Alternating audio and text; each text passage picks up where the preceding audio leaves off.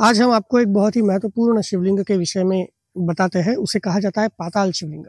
देखिए, शिवलिंग जो होता है जिसमें ब्रह्म भाग चौकोन के आकार का, विष्णु भाग अष्टकोणी और रुद्र भाग जो है वो सिलेंडर शेप का होता है। और शिवलिंग को इस प्रकार से रखा जाता है। ये घर में इस प्रकार से शिवलिंग रखते हैं। अगर बाहर शिवलिंग रखना है तो इसके साथ वेदिका होती है। अब पाताल शिवलिंग क्या होता है कि अगर जमीन के अंदर शिवलिंग को रखा जाए, पाताल शिवलिंग इस प्रकार से रखा जाता है। मतलब रुद्र भाग जो है वो नीचे होता है, तो जमीन में गड्ढा बनाकर 7 फीट से 21 फीट तक या फिर उससे ज्यादा भी गड्ढा बनाया जाता है।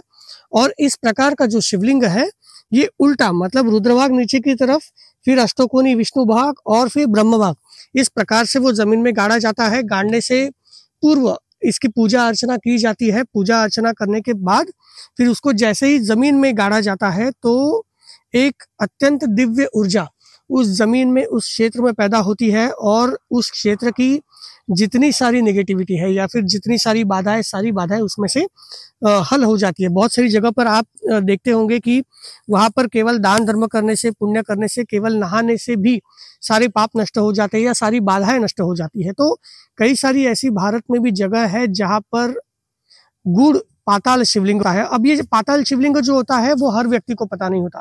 तांत्रिक सिद्धियों के लिए भी पाताल शिवलिंग बहुत ज्यादा इस्तेमाल किया जाता है, सिद्धियां प्राप्ति के लिए इस्तेमाल किया जाता है। अब जब पाताल शिवलिंग नीचे जमीन में गाड़ा जाता है तो उसकी पूजा अर्चना जो होता है ऊपर से ही होती है।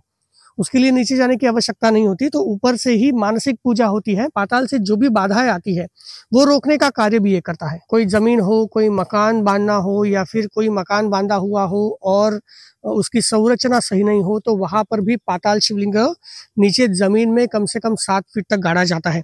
आजकल लोग क्या करते हैं कि लकड़ी से भर के शिवलिंग जमीन में गाड़ते और रखते हैं, तो वैसे शिवलिंग नहीं रखते। पाताल शिवलिंग रखना होता है इस प्रकार से। उससे जो दिव्य ऊर्जा आती है, चाहे आपको कितनी भी जीवन में परेशानी आ रही हो, बाधाएं आ रही हो, ये सारी पाताल शिवलिंग से नष्ट हो जाती है। लेकिन जहां पर पाताल शिवलिंग हो, मान लीजिए पाताल शिवलिंग अगर यहाँ पर किसी ने रख दिया हो और उसकी पूजा अर्चना की हो, तो उसके ऊपर आपको कुछ भी नहीं रखना है या फिर उसके ऊपर आपको निर्माण नहीं करना है। यही से पाताल शिवलिंग की पूजा अर्चना कर सकते हैं, या फिर तुलसी का पौधा लगा सकते हैं, या फिर वो जगह जो है वो जगह संरक्षित रख सकते हैं। या फिर जब पाताल शिवलिंग रखेंगे तो इसके ऊपर कोई भी यंत्र रख सकते हैं और फिर उसको जमीन में रख सकते हैं। तो पाताल शिवलिंग बहुत ही ज्यादा महत्वपूर्ण होता है। सबसे महत्वपूर्ण बात, पाताल शिवलिंग जब बनाया जाता है तो पाताल शिवलिंग वो पार्थिव शिवलिंग की तरह नहीं होता। जब पाताल शिवलिंग रखा जाता है, पाताल शिवलिंग की संरचना इसी प्रकार से होनी चाहिए कि ब्रह्म भाग जो है चौकोन के आकार का, जो ऊपर रहेगा लेकिन जमीन के नीचे रहेगा। मतलब कोई व्यक्ति होगा उसे पता भी नहीं होगा कि यहाँ पर पाताल शिवलिंग है या नहीं है, लेकिन फिर भी जब वो उस क्षेत्र में आता है तो दिव्य ऊर्जा का अनुभव करता है। विष्णु भाग अष्टकोणी और रुद्र भाग जो होता है वो नीचे की तरफ, पाताल की तरफ झुका हुआ होता है।